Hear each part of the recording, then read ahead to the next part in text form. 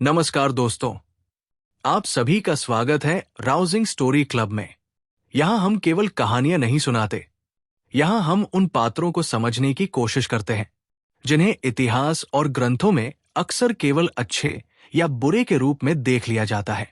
आज की कहानी महाभारत के उस पात्र की है जिसे अधिकतर लोग अधर्मी मानते हैं, लेकिन जिसकी मृत्यु हमें मनुष्य के भीतर चलने वाले सबसे गहरे संघर्ष की सच्ची तस्वीर दिखाती है। आज हम बात करेंगे दुर्योधन की, उसकी हार की नहीं, बल्कि उस बोध की जो उसने मरते समय पाया।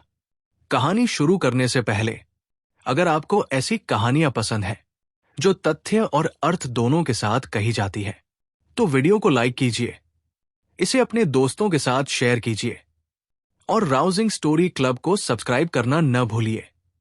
अब चलिए महाभारत के उस अंतिम क्षण की ओर, जहां एक योद्धा टूटा नहीं था बल्कि समझ चुका था। क्या दुर्योधन सच में अधर्मी था, या वो केवल एक ऐसा मनुष्य था जो सही और गलत का अंतर समझता था लेकिन सही को चुनने का साहस नहीं कर पाया।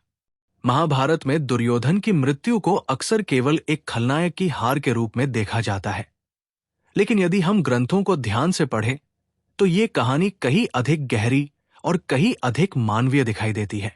ये कहानी है एक ऐसे व्यक्ति की जो शक्ति, अधिकार और तुलना के बीच स्वयं को खो बैठा, और अंत में जब सब कुछ समाप्त हो गया तब उसने वो सत्य देखा जो जीवन भर उसके सामने था।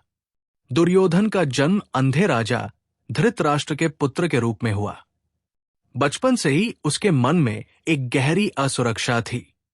वो जानता था कि उसका पिता राजा होते हुए भी अंधा है और वास्तविक सत्ता विदुर, भीष्म और बाद में पांडवों के हाथों में अधिक सुरक्षित दिखाई देती है। बचपन में ही उसने देखा कि भीष्म पांडवों को भी वही प्रेम और वही शिक्षा देते हैं जो कौरवों को देते हैं।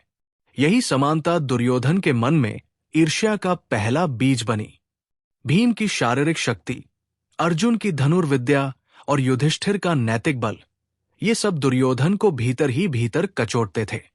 वो स्वयं को उनसे कम नहीं मानता था, लेकिन जब भी उसे तुलना का अवसर मिलता वो स्वयं को पीछे महसूस करता।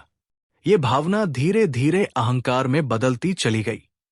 महाभारत ये स्पष्ट करता है कि दुर्योधन जन्म से दुष्ट नहीं था, बल्कि परिस्थितियों और अपने निर्णयों से वो वैसा बनता गया। विदुर ने अनेक बार दुर्योधन को समझाया कि पांडवों से वैर विनाश की ओर ले जाएगा। भीष्म ने भी स्पष्ट शब्दों में कहा कि अधर्म के मार्ग पर चलने वाला अंततः पराजित होता है। दुर्योधन इन बातों को समझता था, लेकिन स्वीकार नहीं कर पाता था। उसका अहंकार उसे ये मानने नहीं देता था कि वो गलत हो सकता है। यही उसकी सबसे बड़ी कमजोरी थी। कर्ण के जीवन में आने के बाद दुर्योधन को एक ऐसा मित्र मिला जो बिना प्रश्न किए उसका साथ देता था। दुर्योधन ने कर्ण को सम्मान दिया, उसे राजा बनाया और समाज में स्थान दिलाया। ये मित्रता वास्तविक थी, लेकिन यही मित्रता उसके निर्णयों को और कठोर बनाती चली गई। कर्ण ने कभी दुर्योधन को धर्म का मार्ग नहीं दिखाया, लेकिन कभी उसे छोड़ा भी नहीं। इससे दुर्योधन को अपने निर्णयों पर और अधिक विश्वास होने लगा। द्रौपदी का अपमान महाभारत का सबसे बड़ा नैतिक पतन था। इस सभा में दुर्योधन को विदुर, भीष्म और धृतराष्ट्र तीनों ने चेतावनी दी। दुर्योधन जानता था कि ये अधर्म है, फिर भी उसने उसे रोका नहीं। यही वो क्षण था जहां ज्ञान और चैन के बीच उसका संघर्ष स्पष्ट दिखाई देता है। उसने देखा, समझा, लेकिन फिर भी अहंकार को जीतने दिया। पांडवों के वनवास और अज्ञातवास के बाद भी दुर्योधन के पास अवसर था। कृष्ण स्वयं शांति दूत बनकर आए। उन्होंने केवल 5 गांव मांगे। ये इतिहास का सबसे बड़ा समझौता प्रस्ताव था। दुर्योधन ने स्पष्ट रूप से कहा कि वह सुई की नोक जितनी भूमि भी नहीं देगा। ये निर्णय किसी अज्ञान से नहीं, बल्कि अहंकार से लिया गया था। युद्ध का प्रारंभ और अंत की ओर बढ़ता दुर्योधन। युद्ध शुरू हुआ और धीरे धीरे कौरव पक्ष कमजोर होता चला गया। भीष्म गिरे, द्रोण मारे गए, कर्ण मारा गया। हर गिरता हुआ योद्धा दुर्योधन को भीतर से तोड़ता रहा, लेकिन वो झुका नहीं। अब ये युद्ध राज्य के लिए नहीं, बल्कि उसके अहंकार के लिए था। भीम और दुर्योधन का गदा युद्ध नियमों के भीतर शुरू हुआ। दुर्योधन पूरी क्षमता से लड़ा। ये महाभारत में स्पष्ट रूप से वर्णित है कि दुर्योधन की गदा विद्या अत्यंत उच्च स्तर की थी। कई बार भीम संकट में दिखे। ये युद्ध केवल शक्ति नहीं, मानसिक धैर्य की भी परीक्षा था। नियम उल्लंघन और पतन।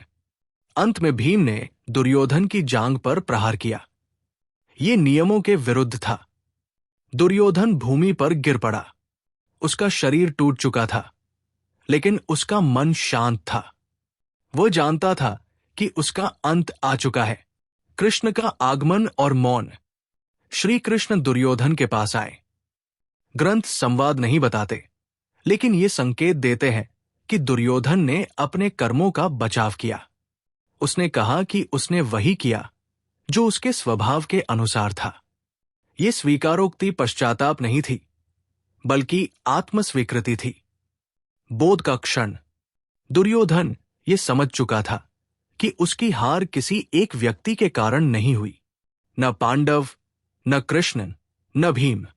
उसकी हार उसके अपने स्वभाव, उसके अहंकार और उसकी तुलना की प्रवृत्ति का परिणाम थी।